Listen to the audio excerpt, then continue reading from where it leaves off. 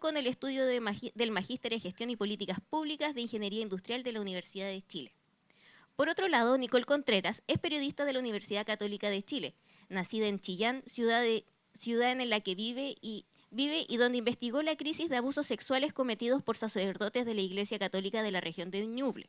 Como periodista del diario La Discusión, su rol fue clave entre los años 2018 y 2019 para develar estos hechos. Diplomada en Periodismo de Investigación de la Universidad de Chile, además es autora de la novela juvenil Aline Little, que comenzó a escribir a los 15 años.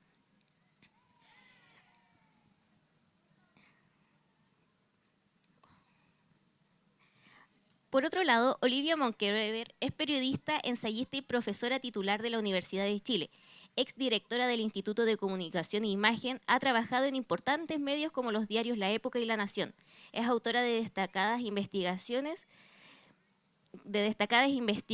en las que se encuentran los libros El Imperio del Opus Dei en Chile, Caradima y Caradima. En 2019 obtuvo el Premio Nacional de Periodismo. Con ustedes les presentamos con un gran aplauso a las presentadoras.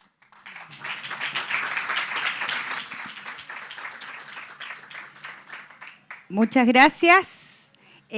Muy buenas tardes a todas y todos por estar esta tarde. Una gran emoción. Antes vamos a pasar los avisos de rigor. Van a estar los libros, porque después vamos a hacer la sesión y ojalá podamos intercambiar y hacer un encuentro lo más suelto posible. El libro ya lleva algunas semanas recién publicado y obviamente es sobre un tema bastante impactante. Entonces hay mucho que conversar. Partiré yo. Soy María Olivia Brown, efectivamente. Les doy la bienvenida junto a mi partner periodista Nicole Contreras, quien vino especialmente, como decía, de Chillán. Y bueno, y a María Olivia, mi madre, Premio Nacional, bueno, autora de 10 libros, de los cuales me ha tocado justamente ser la primera lectora y comentar. Y de alguna forma este libro viene a ser una especie de... no continuación, pero nace un poco a raíz de Caradima, el Señor de los Infiernos. Bueno, ¿qué contarles sobre Vidas robadas en nombre de Dios? Historias de abuso de conciencia y poder, publicado por Editorial Catalonia. Además, queremos agradecer a Phil por esta oportunidad de contar con este espacio. También quiero partir por agradecer a dos mujeres cuyo apoyo ha sido fundamental por estar hoy día con ustedes. Ambas aman Concepción, donde han vivido parte importante de sus vidas y son destacadas profesionales, pero sobre todo grandes personas y soñadoras de grandes causas. Así que muchas gracias. Tenemos a Carolina Riaza, una destacada ingeniera de esta universidad, compañera mía en el Magíster de Gestión y Políticas Públicas y que de alguna forma también nos ha enseñado a cómo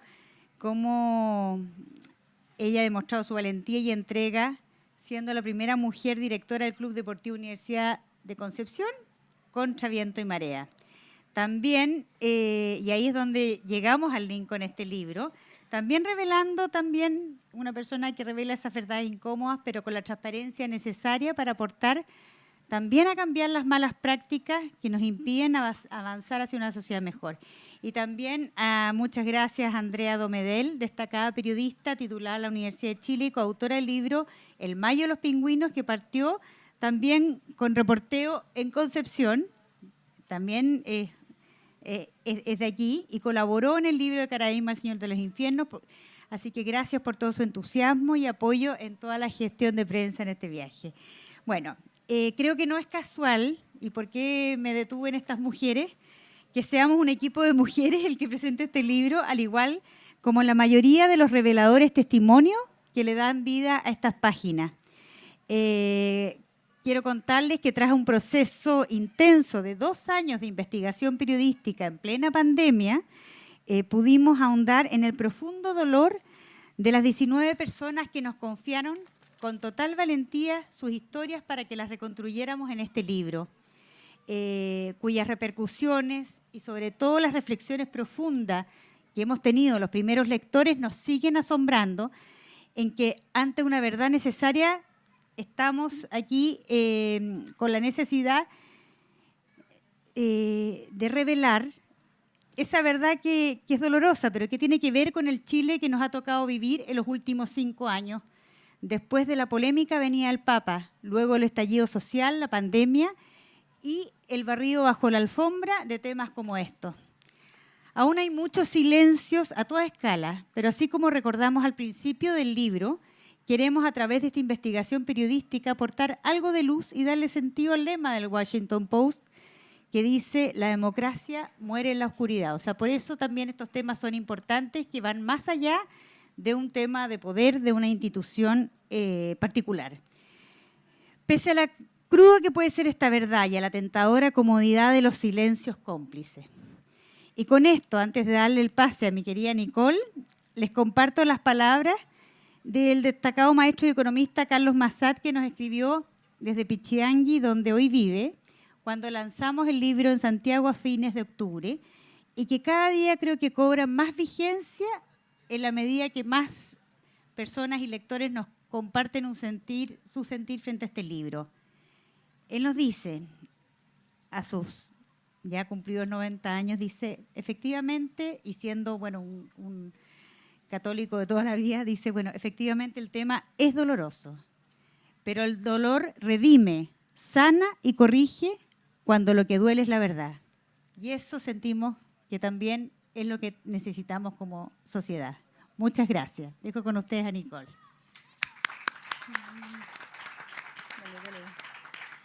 Gracias, María Olivia. Yo te agradezco a ti también por la fuerza, la valentía y el profesionalismo con el que has sacado adelante esta investigación. Buenas tardes a todas y todos. Me gustaría compartir la siguiente reflexión con ustedes. Han pasado 5 años, mañana se cumplen, desde que el Papa Francisco visitó Chile, cuando pronunció la frase: el día que me traigan una prueba voy a hablar, todo es calumnia, para defender al obispo Juan Barros, acusado de encubrimiento por los laicos de Osorno. Así fue, en una región donde surgió el primer despertar. Y hoy estamos también aquí en Concepción, ¿cierto? En regiones. Gracias a su insistencia y a las críticas recibidas, Francisco tuvo que retractarse y unos meses más tarde reconoció que en Chile existe una cultura del abuso y del encubrimiento. Conformó la Comisión Chicluna, que recopiló más de 2.000 páginas de denuncias, y algunas víctimas se sintieron escuchadas por primera vez por esa iglesia a la que pertenecían sus abusadores.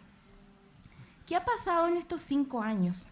Varios sacerdotes han sido expulsados de la Iglesia Católica y en otros casos las investigaciones vaticanas han desestimado las denuncias sin que conozcamos mayores detalles. La respuesta ha sido insuficiente para las víctimas, pues los sacerdotes han gozado de impunidad. Muy pocos han pagado con cárcel y los expulsados siguen viviendo amparados por la jerarquía eclesiástica.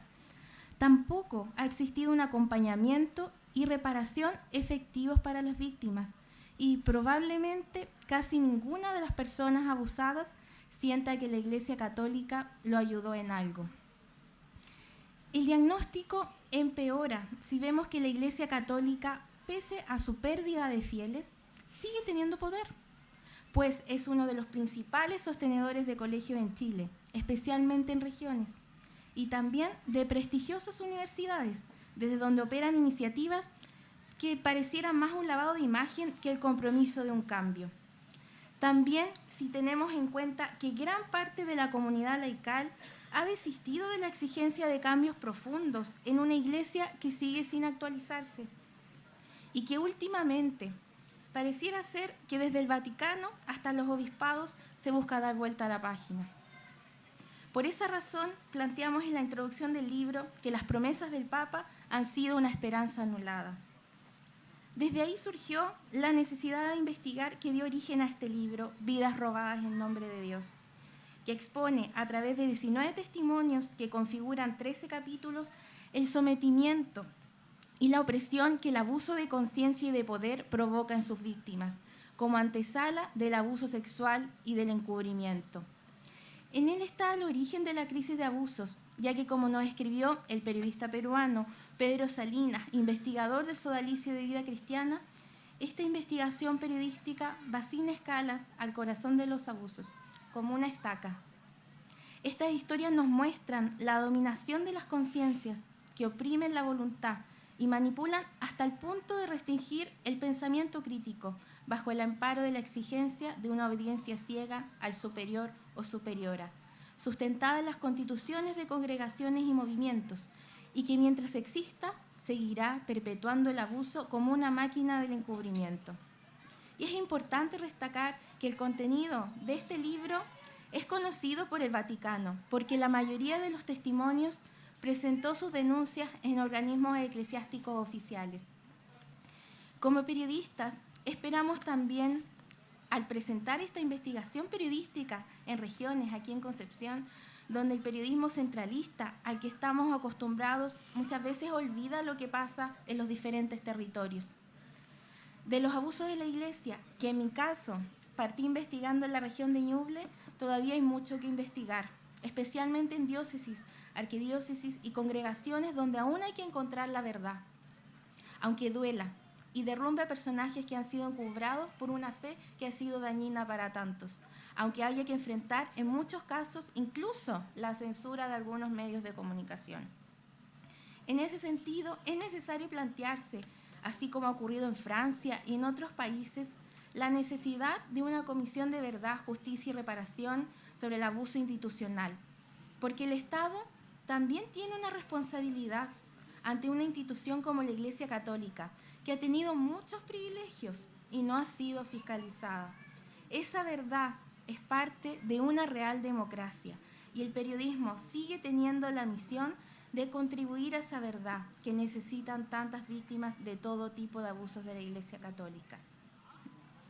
Dejo con ustedes ahora a la profesora María Olivia Monkever Pardo, Premio Nacional de Periodismo, profesora titular de la Universidad de Chile y un pilar fundamental para nosotras en la escritura e investigación de vidas robadas, autora del prólogo y también de libros que han contribuido justamente a la verdad y la reflexión sobre estos temas, como Caradima, el Señor de los Infiernos, El Imperio del Opus Dei en Chile, entre otros.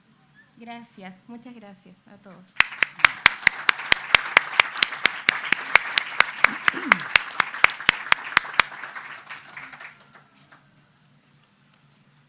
Hola, buenas tardes. Realmente para mí es un agrado la posibilidad de estar aquí en la Universidad de Concepción. Quiero agradecer, le decía a la directora de la feria, de esta feria internacional, hace un rato, que me parece una iniciativa notable, que se mantenga, que podamos mirarnos, podamos encontrarnos en estos momentos que han sido tan difíciles para el país, tan difíciles para el mundo de la cultura, tan difíciles para el mundo del periodismo y de la ciudadanía en general. Es por eso que vine, acepté la invitación desde la editorial, en este caso Catalonia, y de mi hija María Olivia Brown Monkever y de Nicole Contreras, exalumna mía en el Diplomado de Periodismo de Investigación de la Universidad de Chile. Porque me parece que el poder conversar de estos temas, el poder dialogar y tomarle el peso a las situaciones que han ocurrido y siguen ocurriendo es de la máxima importancia. Y muchos se pueden sonreír, ¿no es cierto? Yo decía, hasta esto puede ser una suerte de nepotismo literario o periodístico, ¿no? El estar la mamá presentando a la hija. Y además, una muestra bastante feminista en este equipo de mujeres. Pero resulta que con orgullo lo hago, porque creo que me gusta el que, de algún modo, los esfuerzos que uno hizo en la investigación, la han mencionado acá, de ese libro Caradima, el Señor de los Infiernos, que fue publicado en el año 2011, sean continuados por otras colegas, y aquí estamos hablando de colegas, Estaba, también lo mencionaba María Olivia, está aquí presente Andrea Domedel, que me ayudó en ese libro de Caradima. Ella también fue exalumna en la Universidad de Chile, después de haber estudiado acá en Concepción, en la Universidad Católica de la Santísima Concepción, se trasladó a la Universidad de Chile y yo le dirigí en su memoria de los pingüinos, el Mayo de los Pingüinos. Porque a mí son temas, este tema de la iglesia, de las religiones, del poder que pueden ejercer, por un lado, el tema de la educación por el otro, y también el de los grupos económicos, ciertamente, han sido temas que han estado guiando mis pasos en la investigación. Yo sigo trabajando en la Universidad de Chile y por eso también me siento contenta de estar en esta universidad tan bonita a la que he venido muchas otras veces, en este campus maravilloso, abierto a la comunidad, que es un espacio público privilegiado cuando uno ve aquí en la feria a los padres con los hijos, hasta con los perritos. Realmente resulta casi emocionante y con un clima que es envidiable el que tienen ustedes ahora comparado con lo que tenemos en Santiago, que estamos realmente asándonos de calor. Así que es una experiencia importante, interesante y que me siento muy agradada de estar. Ahora bien, paso en una retrospectiva a explicarles que, y paso un invierno, una tarde de invierno del segundo año de pandemia, cuando llegó a mi casa María Olivia con Nicole, que ya les decía que es exalumna del diplomado, y que me anunciaron que ese día iba a venir un invitado muy especial. Y ese invitado muy especial resultó ser el ex sacerdote, todavía era sacerdote en ese momento, Eugenio de la Fuente. Eugenio de la Fuente, a quien yo había conocido, siendo un cura de los que habitaban, como diríamos ahora, la Iglesia del Bosque. Había sido vicario de la Iglesia del Bosque en Providencia, en Santiago, y por lo tanto fue una persona abusada de conciencia por Caradima, según él llegó a reconstruir después. Y en esa oportunidad estuvimos conversando de algo que, en cierto modo, me correspondió dar la primera hebra, porque después del libro de Caradima, resulta que Eugenio de la Fuente continuó preocupado de lo que significa el tema del abuso de conciencia, sobre el que se ha hablado poco, el abuso de conciencia y de poder. Se habla de los abusos sexuales, pero no se habla de este otro abuso que es ese dominar la conciencia de las personas. Y antes me había planteado Eugenio que él iba a seguir, como les digo, investigando sobre esto, y así lo hizo. En esa oportunidad yo estaba trabajando en la Universidad de Chile en otras cosas y le dije que podía tener interés, a lo mejor mi hija María Olivia como periodista, de conversar con él. Él le pusiera hacer algo, eso que uno siempre dice entre los periodistas, hacer algo. Uno sabe si va a hacer un reportaje, si va a hacer un conjunto de reportajes, si va a hacer un libro, pero por lo menos se parte conversando.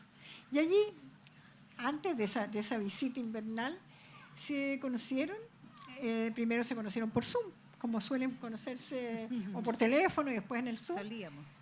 Y luego llegaron a la reunión presencial.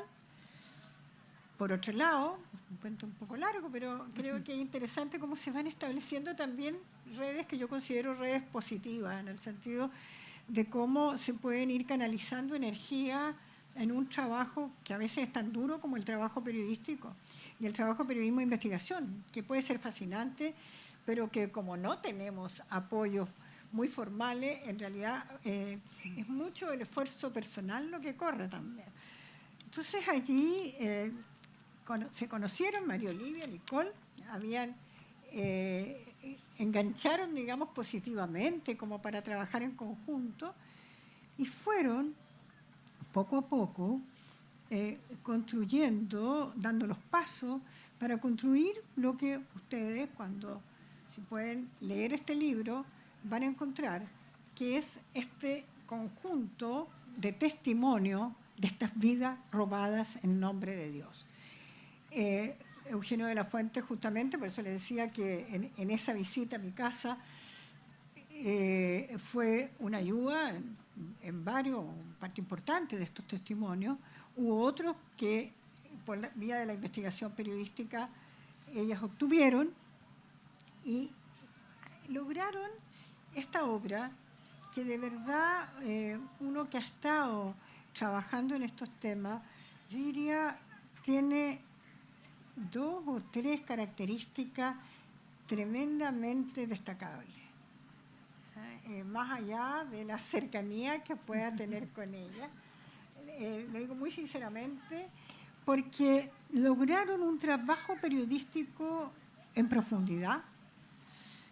No es llegar y ponerle la grabadora a una víctima de abuso de conciencia o de abuso sexual o a una víctima de atropello a los derechos humanos, ¿no? Esto requiere de mucha investigación de contexto y de mucha conversación con las personas para luego entrar en las fases de redacción, en las fases de redacción, de estructura y, por último, de edición final. Lo que ustedes van a encontrar como lectores es algo que impresiona bastante porque son los testimonios que aparecen como que fueran las voces directamente de las personas que fueron entrevistadas. Pero esto no es una entrevista. Hay un trabajo detrás, como les decía, de investigación y luego de entrevistas sucesivas. En algunos casos puede haber sido 2, 3, 5, ¿no? Para tratar de mostrar realmente lo que pasaba con aquella persona y con su alrededor, con su contexto. Entonces, en ese aspecto, aquí los testimonios, les decían ellas, son 19, me parece en total. Los del capítulo final, que tiene un valor muy notable, a pesar de ser los únicos anónimos, en el sentido que son las voces, pero no están con nombre y apellido. Los otros, ¿cuántos son los que están con nombre y apellido? 12. 12, ¿no? Ya. ¿Por qué? Porque todavía incluso puede ser 13. Que las personas sientan cierto temor antes de hablar, de conversar y de dar a conocer públicamente lo que ocurrió, no en un instante, lo que ocurrió en una parte importante de sus vidas. Por eso hablan de esas vidas robadas. Y ahí uno se encuentra con situaciones que son bastante, incluso para personas que hemos estado trabajando en estos temas, que pueden parecer bastante increíbles. Yo lo pongo en el prólogo en que a mí que hice la investigación para el libro del Imperio del Opus Dei en Chile, por ejemplo, donde me encontré con que algunos de mis entrevistados me hablaron de prácticas como la utilización del silicio. No sé si saben lo que es el silicio. Silicio, que es esas mallas que se ponen en las piernas, los numerarios, para que les claven, para hacer sacrificio. O las disciplinas, que llaman a unos látigos, que se van pegando latigazos por lo menos una vez por semana y otros en forma diaria, en el caso numerario. Bueno, lo curioso, por llamarlo de algún modo, lo impactante, si lo queremos decir con más fuerza, es que en este libro, en estos testimonios, nos vamos encontrando con que personas de diversas congregaciones, de diversos grupos, de religiosos, todos dentro de la Iglesia Católica, hasta ahora o hasta pocos años, también utilizaban, o los hacían utilizar, por cierto, esas prácticas. Es decir, por eso yo hablo en el prólogo de prácticas medievales. Y claro, no es cuestión de que se teorice sobre eso, sino que cada testimonio por separado cuenta y se va viendo de que es como un factor común que recorre. Otra cosa, el sentido de la obediencia. El sentido de la obediencia, de esa obediencia ciega. Hay en algunos testimonios la obediencia que llega como a un lavado de cerebro, aunque no lo digan con esas palabras, o a la humillación absoluta.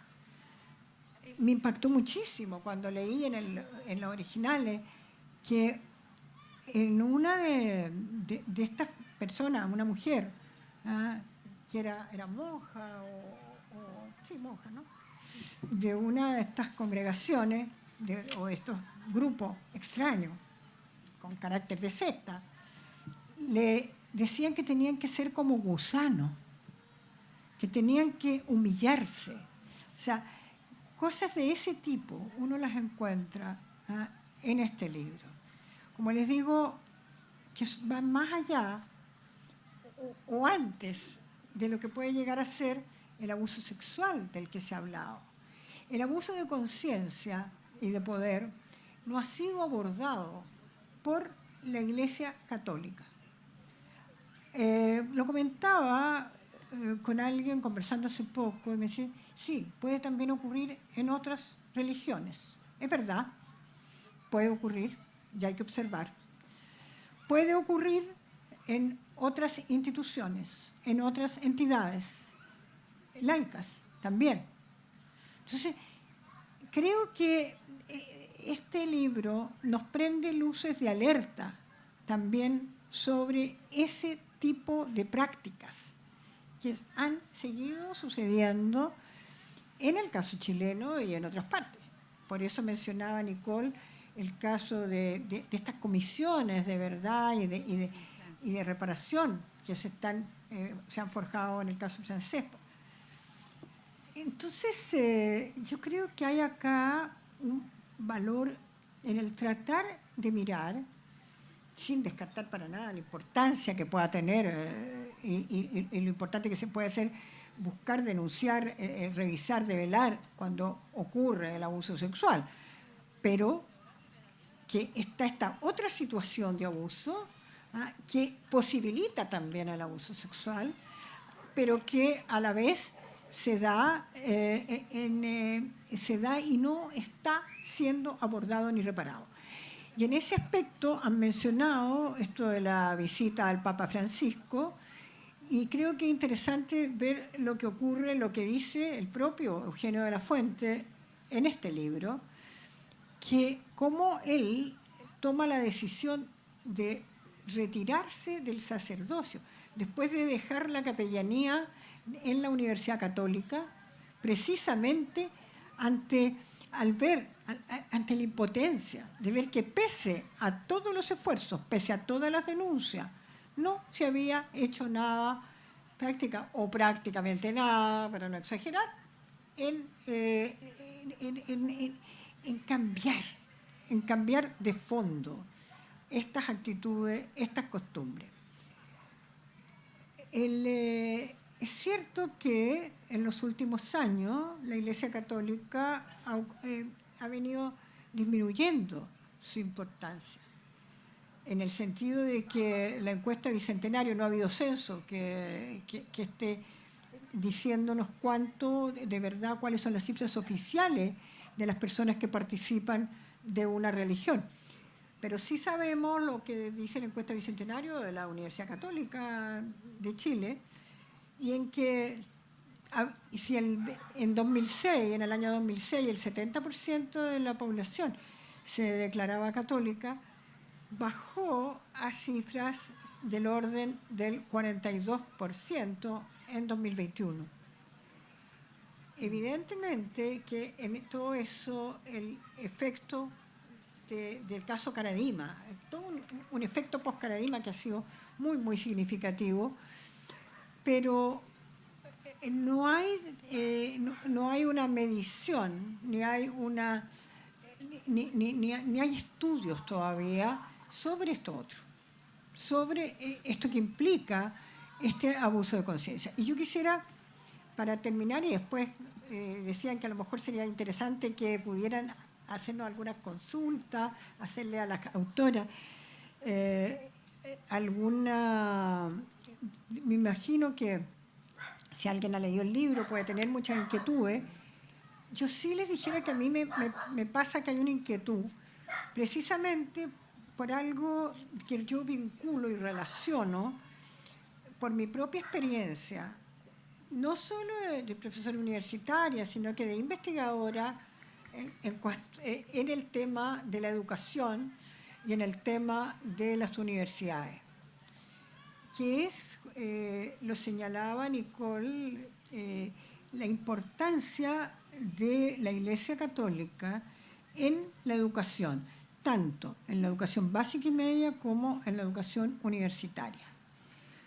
Ustedes tienen aquí en Concepción, sin ir más lejos, la sede principal de la Universidad de San Sebastián, está la Universidad de Santo Tomás, está la Universidad del Desarrollo, La Santísima. está la Universidad de la Santísima Concepción, la Católica de la Santísima Concepción, y sería interesante plantearse, son universidades, algunas en forma, pertenecen al arzobispado o al Vaticano directamente, otras a grupos donde son muy influyentes, grupos católicos bastante extremos en muchos casos, y donde se dan situaciones en que entre los estudiantes también abundan, o por lo menos hay grupos de pastorales, grupos que que concitan interés y que hay que ver cómo se están formando ahí a los estudiantes. ¿Y para qué hablar en los colegios particulares y particular subvencionados? Sin ir más lejos, está el caso, a mí me impactó mucho, un caso que está relatado en este libro y que tiene directa conexión con la región de acá, de Ñuble o de Biobío, la de las Hermanas de la Providencia. Las Hermanas Providencia en Temuco también. Y en Temuco están. En la Araucanía. En Temuco están en la Araucanía, que tienen son como cerca de la docena de colegios particular subvencionados. Son canadienses. Son las mismas monjas canadienses que hubo una historia bien complicada hace poco que se dio a conocer en los medios de comunicación, cómo habían sido cuando iban a catequizar a pueblos originarios, en el caso de Canadá. Entonces, dejo planteado esto más como inquietudes, inquietudes de que vale la pena repasar y saber qué es lo que está ocurriendo y alguna respuesta o algunos datos pueden encontrar, creo yo, yo no digo respuestas siquiera todavía, digo alertas en este tipo, en un libro como este.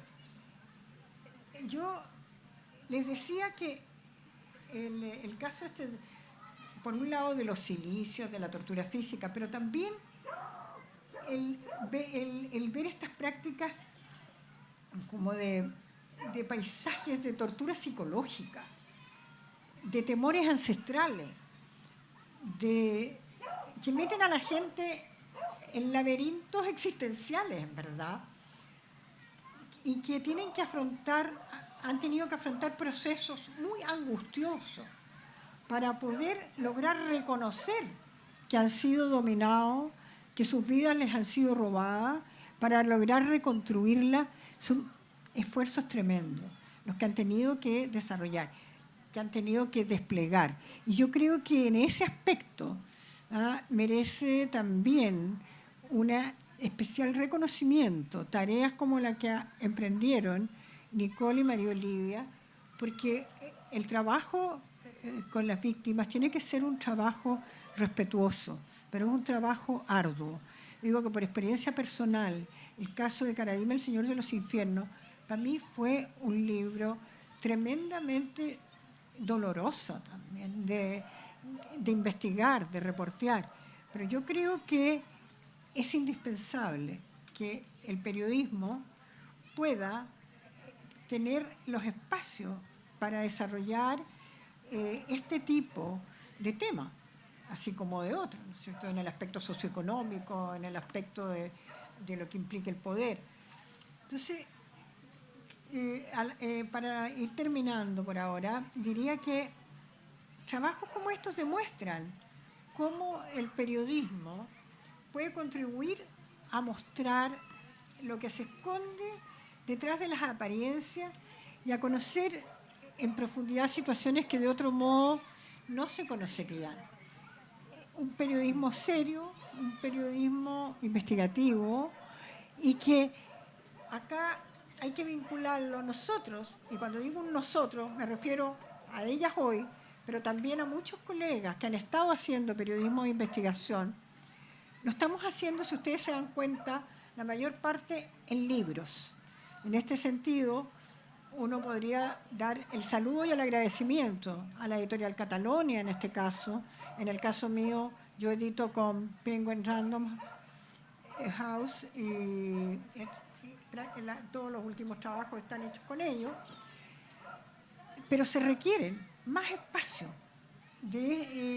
para ese tipo de periodismo y ojalá lo hubiera, un fortalecimiento hacia el periodismo de investigación, porque es al final la sociedad la que lo necesita. Y es, como bien se dice en otras latitudes, es la democracia la que lo necesita. Gracias, y si tienen preguntas, si quieren tomar la palabra, aquí la María Olivia puede dirigir.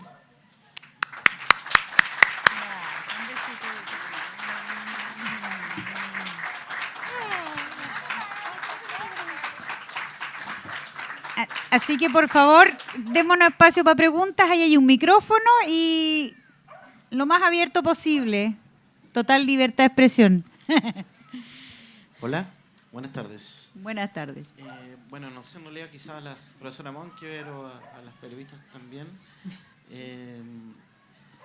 ¿Cómo a ver, sobre la impunidad, ¿no? Que finalmente esto, entre otras cosas, se trata de impunidad y se trata de poder y se trata de dinero.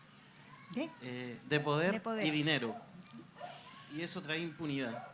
Entonces, a propósito de los libros de la profesora Monkever, que tienen que ver con los saqueos de los que nosotros hemos sufrido, de los grupos económicos, quisiera preguntarle a ustedes cómo percibieron ustedes estos protagonistas que se repiten, o que quizás se repiten, los mismos protagonistas de los grupos económicos, los mismos protagonistas del Opus Dei, y finalmente los mismos protagonistas que a lo mejor tras bambalinas protegieron, por ejemplo, a Caradima, entre otros.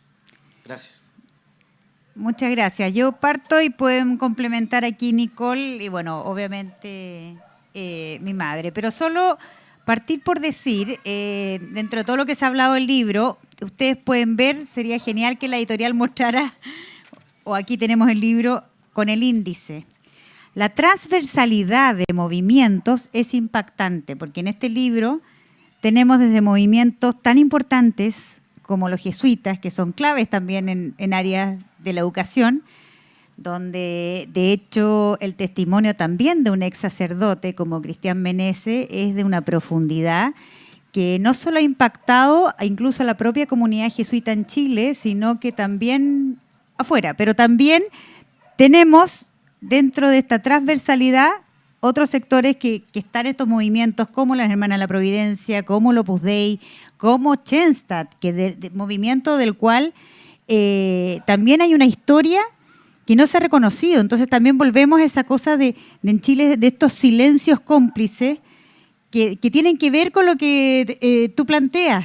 Porque al final, y lo hemos conversado muchas veces con mi madre y con Nicole, de cómo uno ve que finalmente el poder está presente en distintos temas. Mi madre tiene, ya hasta en las alturas, 10 libros, que partió a escribir cuando, por lo menos en el caso mío, tenía 2 años más que yo. De hecho, nos acordamos hoy día que la chaqueta que yo ando ocupando es la con la que ella presentó el saqueo de los grupos económicos. Ha sido como una suerte de cábala.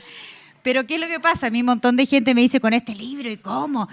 ¿Cómo te metes en espacios tan sordos? Bueno, a esta edad ya uno puede, y eso es bonito también, de sentir, y es un poco el legado que yo siento que que nos ha dejado mi madre, no solo, o sea, también a sus hijos periodísticos, a sus alumnos, alumnas, y a todos sus, entre comillas, discípulos y discípulas, de ir con la frente en alto, mostrando todas las anomalías vamos a tener. Todos somos seres llenos de contradicciones, pero es cierto que lamentablemente en Chile somos bastante extremos para muchas cosas, entre ellas la concentración del poder.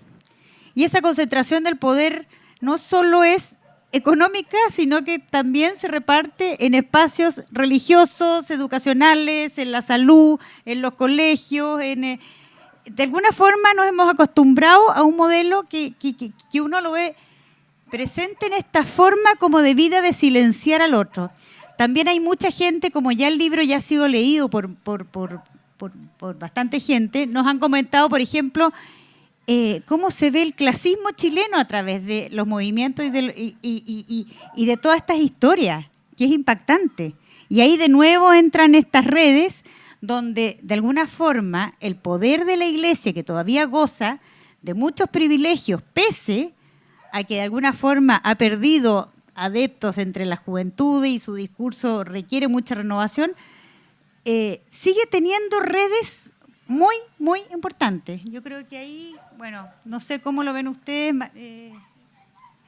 Nicole, a mí solo me gustaría muy breve agregar a lo que dice María Olivia, que al menos los abusos en general en la Iglesia, sin ese poder, quizás no se hubiesen perpetuado por tanto tiempo. Bajo ese poder también se han sustentado y se han protegido.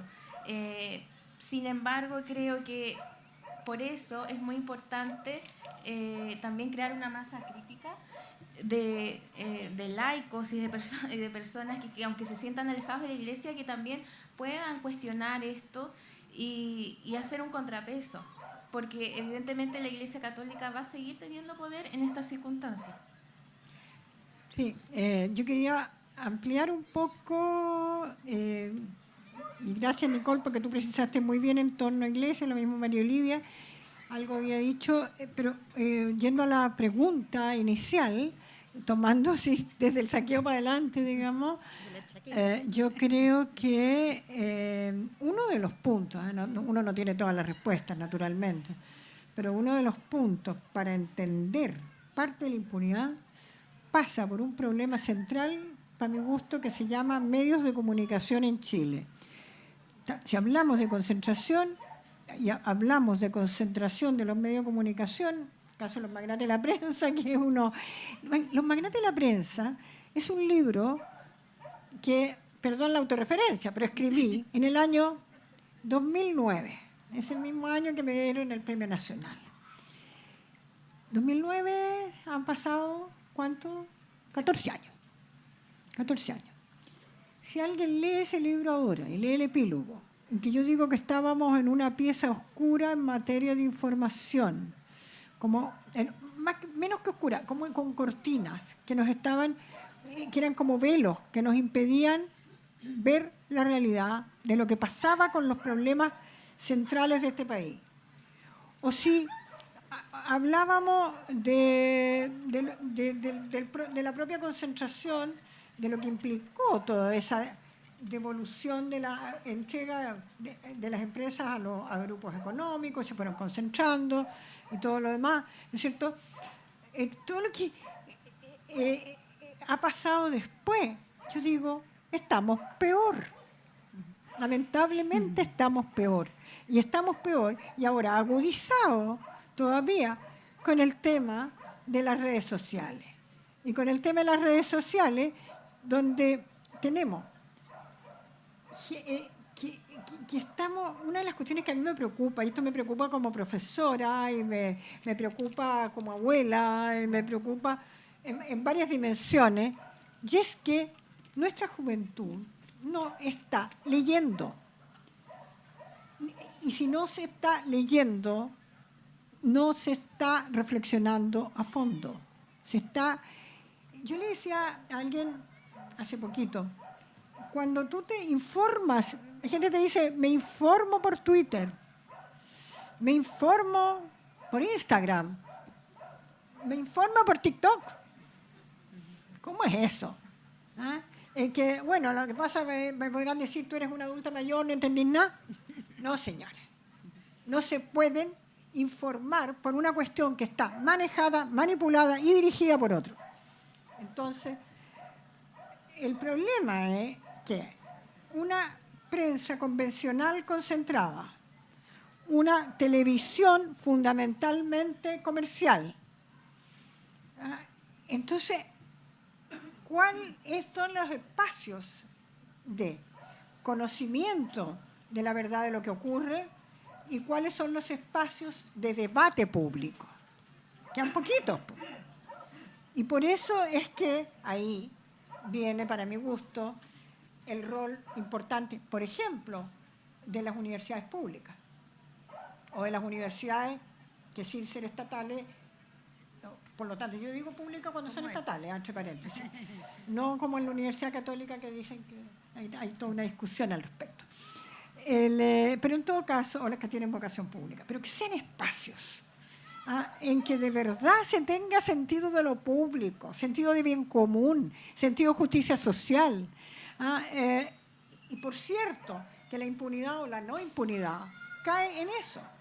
Si queremos que haya justicia, si queremos que la riqueza sea mejor distribuida, si queremos que Chile tenga un modelo de desarrollo sostenible, equilibrado, a lo mejor me podrán decir, no tiene mucho que ver con eso, es una obsesión tuya. Pero yo esta semana última he quedado muy impactada con un reportaje que hacía el diario La Segunda en Santiago, no sé si ustedes lo pueden ver por vía electrónica, en que salían puras voces que defendían el que la empresa nacional del litio fuera el Estado asociado con Julio Ponce Lerú, el yerno de Pinochet. Entonces, ¿de qué estamos hablando? No solo Ponce Lerú resultó impune, prácticamente porque tiró a su mano derecha a los juicios, en el caso de las platas políticas, que fue todo el gran escándalo de 2015. Sino que además, no, es que lo que más le conviene al país es que fuera el socio. Realmente yo lo encuentro, son esas cuestiones que uno se pregunta cómo. ¿Cómo? Entonces, vuelvo al tema de los medios. Manipulación o silencios. Me aprovecho aquí, estamos presentando el libro de María Olivia Nicol, pero si están interesados por estos temas, en estos términos, yo les puedo contar que en el caso mío personal, he sido una persona censurada por la prensa convencional escrita. Léase Mercurio Tercera. Censurada.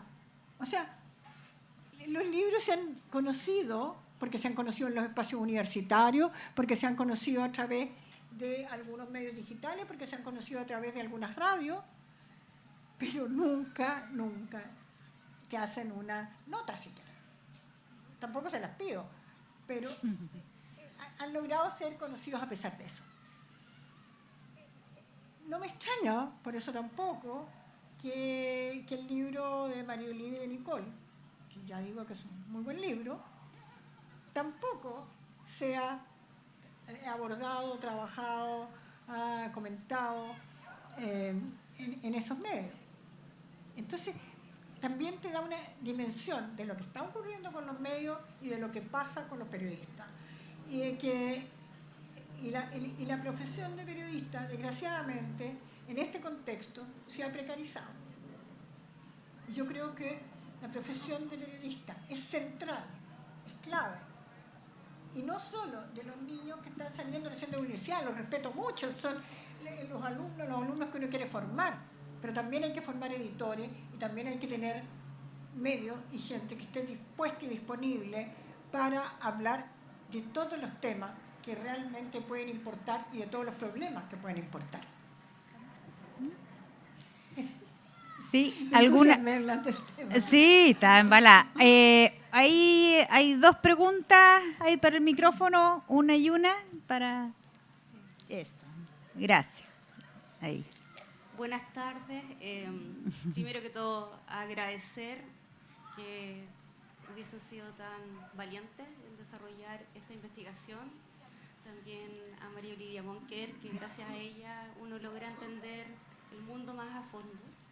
Y en virtud de todo lo que han conversado, me parece relevante, en base a la experiencia que ustedes han tenido, ¿cuál sería el mensaje para las nuevas generaciones para evitar este robo de conciencia? Porque queramos o no, todo esto está presente en la educación, en los medios de poder.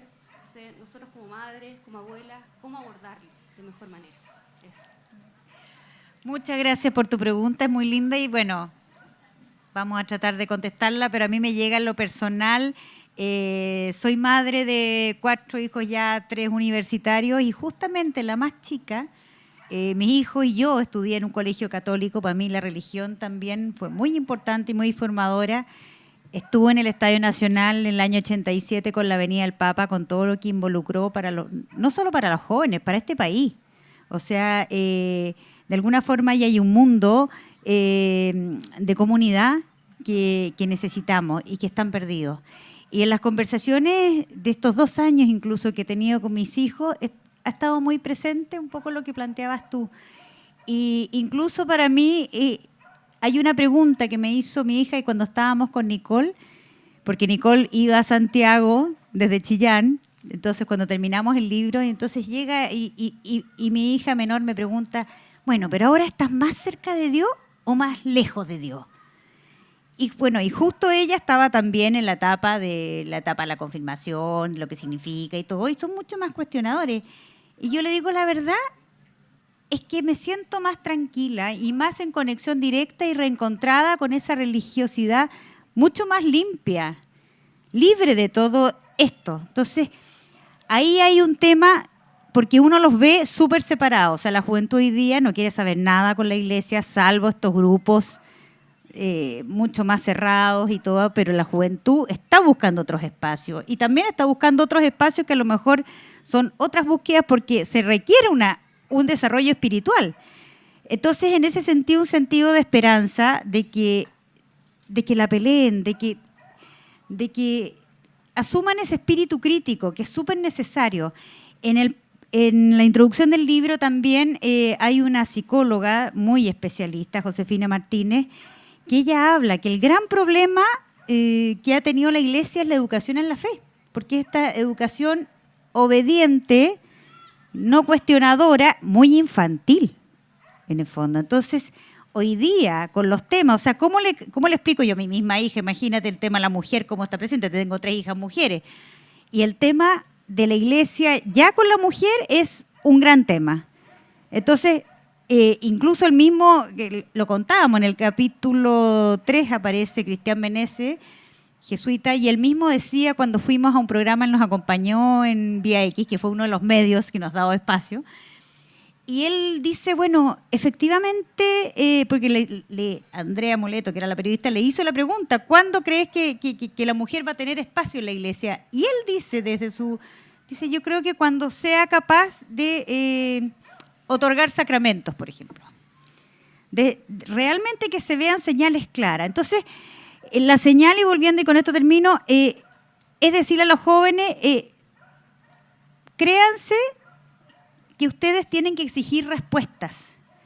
O sea, no explicaciones dadas, sino que cuestionen, porque hay todo un mundo de colaboración que los necesita. O sea,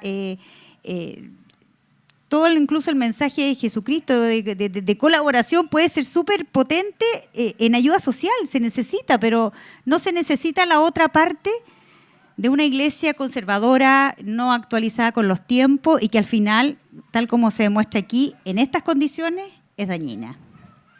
Sí, solo agregar, gracias por tu pregunta, la mayoría de las personas tienen una necesidad espiritual y de conexión con Dios. Este libro, como bien decía María Olivia, no es un libro para que las personas que creen en Dios dejen de creer en Dios, sino más bien para que tengan una fe con sentido más crítico. En este momento, en esa necesidad espiritual, ¿cierto?, que la Iglesia Católica ha conquistado por mucho tiempo en la sociedad, en este momento, bajo las condiciones en que están la mayoría de los movimientos, porque el abuso de conciencia ha sido transversal. Entonces, la mayoría de los movimientos y congregaciones no son espacios seguros para los jóvenes, para evitar la manipulación de conciencia. Por eso, como decía María Olivia, es importante dudar, que es justamente lo que quiere evitar el abuso de conciencia, dudar, informarse y cuestionar todo. Y entender que eso no tiene que ver con creer o no en Dios, sino en lo contrario de lo que ha buscado la Iglesia Católica, y que lo puede leer en esta investigación, está en las constituciones de sus movimientos, que es inculcar la obediencia ciega, otorgarle al superior o superiora el nombre de Dios. Entonces ese es el mensaje, criticar, dudar y no creer que el superior o la jerarquía tiene la autoridad de Dios. Eso es muy importante. Sí, una cosita nomás que yo quería agregar ahí, sin entrar en pensar, digamos, cómo me imaginaría que fuera, pues yo creo que han dicho ya, pero volviendo un poquito para atrás, y en la línea de lo que tú planteabas, otra cosa que se advierte acá es que en muchos de estos testimonios dan cuenta de que en varios o casi todos de estos movimientos se da mucho, mientras más sectario, la tendencia y la búsqueda de separar a los hijos de los padres, por ejemplo, y asumir ellos o ellas el rol de padres o madres, incluso diciéndoles así, por ejemplo, bueno, el caso de Karadima era típico, esta separación, tratando de ponerlos como que hicieran cosas escondidas de los papás, de las mamás. Entonces, hay una cuestión que evidentemente para los padres que están educando a sus hijos, que están preocupados de que estén lo mejor posible, es una situación súper compleja. Entonces, entender de que esta cosa está dando. Yo vuelvo al tema de las alarmas al respecto, en ese sentido. La otra pregunta, aquí. Hola, buenas tardes. Hola. Pregunta abierta, pero me gustaría que tal vez Nicole comenzara por la característica de territorio del Ñuble. Si entiendo bien, desafortunadamente aún no he leído el libro, pero si entiendo bien, todos los testimonios sobre los cuales ustedes trabajaron corresponden a personas que fueron parte de congregaciones, ¿cierto? Ya. Sí, así es. Entonces la pregunta es, claro, o movimientos. ¿Cómo esas personas, si encontraron algún hilo conductor, o cada uno o cada una dio respuesta distinta, cómo se fueron rearmando una vez que dieron el paso doloroso, valiente de la experiencia de conciencia en el cual estaban sumidas, y se van, ¿ya? Si ustedes pudieron hurgar en ese largo, doloroso proceso de reconstrucción del duelo, ¿ya? Porque vivieron un duelo existencial fundamental en una opción de vida que habían tomado esas personas, ¿ya? Esa es por una parte, porque se vive ese duelo. ¿A qué recurrieron? La segunda línea que va, tal vez ya lo esbozaron, ¿cuántos o cuántas dejaron de profesar una fe desde la cristiandad? ¿Cuánto fue esa unión institución-fe? Si lograron hacer escisión o si se derrumbó Constantinopla con todo. Y la tercera pregunta, dirigida exclusivamente a ti, Nicole, es los territorios pequeños son, en buen chileno, son jodidos, ¿ya? Porque está todo entrelazado. Cuán difícil si lograste tener gente allá en Chillán, que sé yo, los alrededores, más complicado, porque está todo el sistema ahí más cercano, en un espacio más chico. Gracias. Sí, pues. Bueno, María Olivia puede profundizar en las primeras dos preguntas. Yo, justamente como decía, son ex religiosas o sacerdotes o seminaristas que han pertenecido a congregaciones, movimientos religiosos o espacios diocesanos. Hay un patrón de abuso de conciencia, de conquistar esta necesidad espiritual que parte en los colegios muchas veces, demostrarles un ambiente de fascinación para luego oprimirlos. Son más las personas que siguen dentro que las que logran salir y escapar, por así decirlo. Hay un capítulo que se llama La vida de Damiana, de la Congregación Misioneras de la Caridad de la Madre Teresa de Calcuta. Darse cuenta de que están siendo abusados de conciencia. Generalmente, en algunos casos, es otra persona que logra es como una cadena, ¿cierto? Otra persona que logró darse cuenta que estaba siendo manipulada, pero la mayoría de las veces ellos salen sin darse cuenta que han sido manipulados, solamente por el nivel de opresión, porque es tanto el cansancio vital que sienten dentro, el maltrato físico, dormir en el suelo, separarlos de la familia, que ya no resisten. Y claro, ¿qué pasa con ellos una vez que salen? Es muy difícil, porque no saben vivir fuera, la mayoría no sabe vivir fuera, le cuesta asumir los códigos de esta nueva vida, no sabe pensar por sí mismo incluso, porque se ha acostumbrado a obedecer siempre. Es muy difícil para ellos poder tener una vida propia, lo logran con terapia y apoyo de amigos y familia, pero realmente el daño humano, a los derechos humanos incluso, es muy grande. Y lo que me preguntaba sobre los territorios, sí, es mucho, bueno, no hay casos de Chillán que en este libro, pero yo investigué durante 2 años casos de abuso sexual eclesiásticos en la diócesis de Chillán, y es un espacio, una diócesis regional, donde todo el mundo se conoce, donde las redes de poder son mucho más cercanas. Es muy difícil que una víctima cuente su historia, que relate su historia y denuncie. Entonces, a mí, en lo personal, fueron 2 años de mucha dificultad que se logró gracias al apoyo. Yo lo investigué en el diario La Discusión, al apoyo que tuve del editor en un inicio. Pero pongo un ejemplo, como decía la profesora María Olivia, la censura de los medios es muy grande, y el poder de la Iglesia, incluso todavía el poder económico que tiene, que no nos acordamos a veces que sí tiene poder económico. Lo digo porque yo investigué incluso el patrimonio de la diócesis. Recuerdo que cuando estábamos investigando, el obispo que el Papa aceptó su renuncia, Carlos Pellegrín, le quitó un negocio al diario de imprenta que tenía con el obispado, que era un negocio cuantioso, lo que hizo que el diario quedara totalmente disminuido económicamente para poder seguir investigando.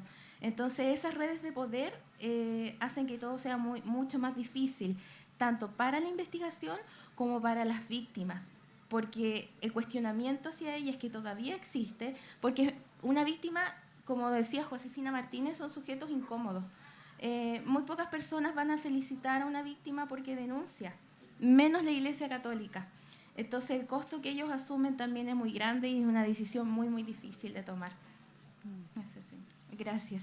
Bueno, para terminar, solo agregar respecto a los testimonios, efectivamente, y ahí vuelvo al título, vidas robadas en nombre de Dios, son vidas robadas para siempre. Nosotros, a través de estas 19 personas, podríamos decir que prácticamente la mayoría han tenido que reconstruir una nueva vida distinta. Y no ha sido fácil en la mayoría de los casos, no ha sido fácil porque incluso, por ejemplo, cuando es un ex sacerdote que lo tuvo todo, que todo el mundo le rendía pleitesía, que es uno de los temas, por lo que también del abuso, o sea, que los sacerdotes son unos súper personajes. En la introducción hablamos, por ejemplo, del caso de Renato Poblete, lo que fue en los años 90 y lo que terminó convertido, pero porque le hemos dado un poder sobremedido. Y también, incluso aquí se asume, y un tema que lo toca y lo destaca en el prólogo mi madre, es el hecho de que el abuso, si no es tratado en este sentido, bueno, cualquier tipo de abuso, pero el abuso de conciencia también lleva a que las víctimas sean abusadoras, y ellos mismos lo reconocen.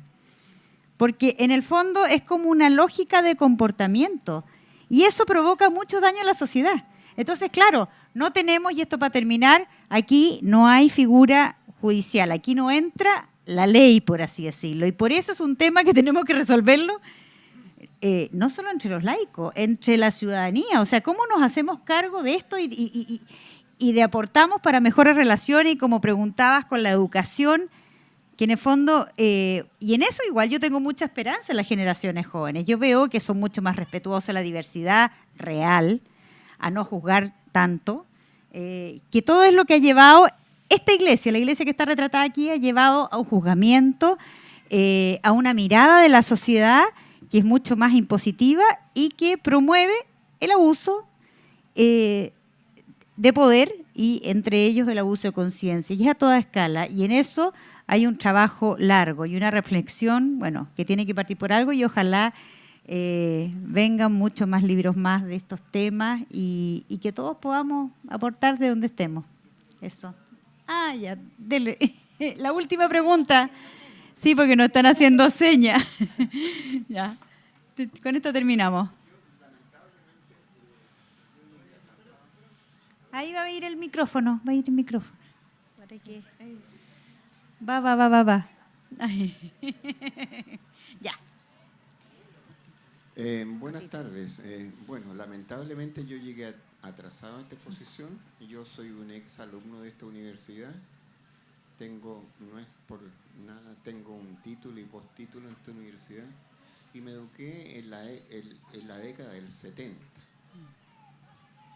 Después de escuchar parcialmente y con mi vecina aquí tratando de adornar más o menos la temática que se centra, uno se pregunta lo siguiente. Bueno, este es un fenómeno mundial, ¿cierto? Claro. De que la Iglesia ha abusado a través de todos los canales de información a lo largo del mundo. Ahora bien, los jóvenes, usted lo dijo recién, que habían unos jóvenes por allí que tenían tal vez un enfoque distinto para poder hacer cambiar la situación. Yo me pregunto lo siguiente. Han habido tantos abusos. Ese trío de jóvenes chilenos, ¿cierto? Hamilton, Juan Carlos Cruz, que el otro día le escuché yo una entrevista con la señora Matilde, muy espectacular, que es un tipo gay, pero dentro de su normalidad es gay, él lo acepta, etc. Entonces uno se pregunta, yo que soy un animal viejo, ya de 76 años, uno se pregunta, yo tengo hijos, tengo nietos, pero sin embargo yo me adapto a las situaciones y a los pensamientos del mundo actual. Eso le digo a mi hijo, que son profesionales. Uno se pregunta, aquí, dijeron ustedes, no interviene la ley. Bueno, ¿y cómo hacer para que en este mundo terrenal haya justicia de verdad? Yo que sé, no hay ningún cura detenido, ni con cargos, ni nada. Entonces yo me pregunto, si la tarea de los jóvenes es describir las situaciones de hoy en día, analizarlas, criticarlas, hacer foros, charlas, paneles, pero queda colgando algo que falta en realidad. Falta una cosa práctica. ¿Hasta qué punto las personas que cometen delitos en Chile, como los vendedores ambulantes que caen presos cada rato, hasta qué punto estas instancias de poder salen piola, no les pasa nada? Entonces yo creo que el mandato para los jóvenes de hoy, y así le digo yo a mi hijo, que uno es de derecha, otro es de izquierda, otro es mirista. Yo fui mirista en mi época. Estuve con Víctor Jara acá en el Casino Los Patos, con Bautista Banchowen, con Luciano Cruz, con Miguel Enrique y tocando un poquito antes del gol. Miriste emocional, digamos. Cuando me invitaron a manejar una pistola y me arranqué. Bueno, los jóvenes tienen una inmensa tarea ahora de cuestionar, no emocionalmente, al clero chileno. No es que yo esté en contra del clero, pero estoy en contra del delito. Tienen que cuestionarlo por la vía práctica, no solamente a través de un enfoque intelectual, sino que a través de una mirada práctica. ¿Qué hacer con esto? Saltar en los tabloides, estar permanentemente ligados, qué sé yo, a la crítica, pero que no se quede allí, que se creen acciones concretas para mejorar la sociedad. En el fondo estamos en una sociedad terrible. Yo encuentro de que, siendo gravísimo, los delincuentes, los narcotraficantes, que son terribles en Chile, que esto no pasaba nunca. En Concepción nunca habían asesinado en pleno centro, acuchillado a jóvenes y a profesionales. Ahora está pasando. Siendo muy grave eso, yo encuentro que es mucho más grave lo otro, porque está teñido y está matizado con una hipocresía y un cinismo espectacular, y como le digo, pasan piola. Muchas gracias por su información. Muchas gracias. Sí, un comentario y dejamos ahí a nuestra presentadora para que cortito finalice. Porque la presentadora nos está haciendo señas.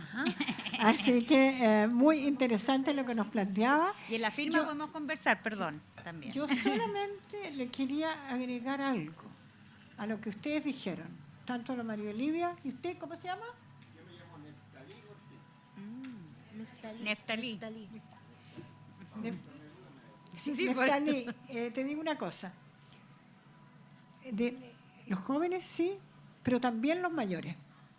No tenemos por qué dejar solo a los jóvenes, creo yo. Es decir, tiene que ser una preocupación de todos. Y uno no puede decir, en esto me jubilé, creo yo. Entonces, el tema de conversar, todo esto sirve. Todo eso creo. Generar instancias en que se vayan planteando estos temas y los tantos otros pendientes que hay en esta sociedad. Eso. Así que bueno, muchas gracias y los invitamos a los que quieran, obviamente, y puedan leer el libro lo antes posible. Nosotros vamos ahí a dedicarle y también a conversar. Nosotros tenemos tiempo, pero tenemos que cerrar aquí, pero por eso, porque el tema da para mucho. Así que muchas gracias por su apoyo y su atención.